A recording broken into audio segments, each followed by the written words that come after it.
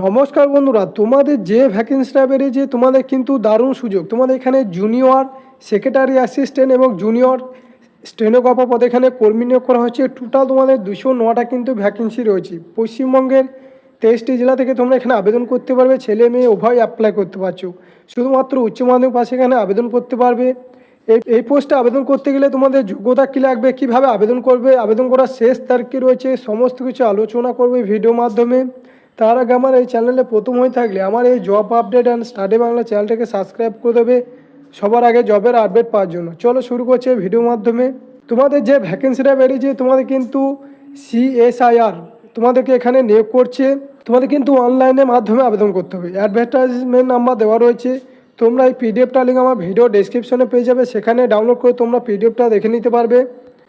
তাহলে টোটাল তোমাদের ভ্যাকেন্সি কটা রয়েছে, টোটাল কিন্তু তোমাদের 209টা কিন্তু ভ্যাকেন্সি রয়েছে। পশ্চিমবঙ্গের 23টি জেলা থেকে এখানে আবেদন করতে পারছো।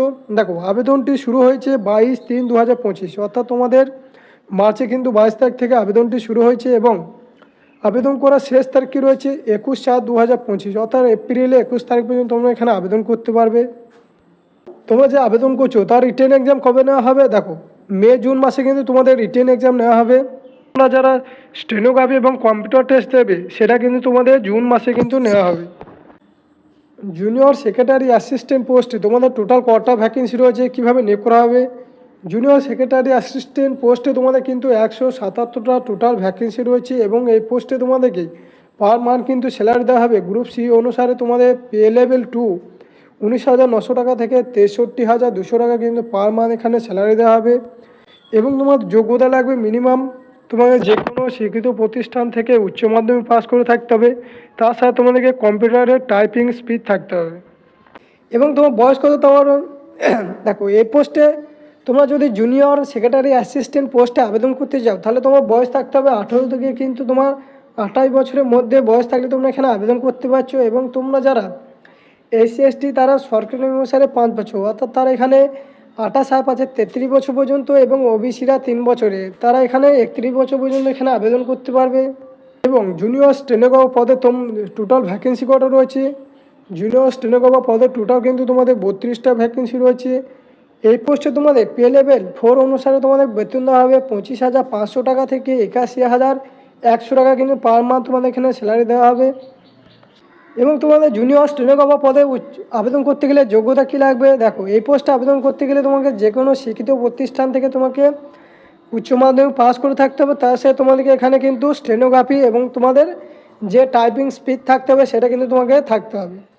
এবং তোমার এজ লিমিট কী চাওয়া হয়েছে, দেখো জুনিয়র স্টেনোগ্রাফার পদে আবেদন করতে গেলে তোমার বয়স থাকতে হবে 18 থেকে কিন্তু 27 বছরের মধ্যে।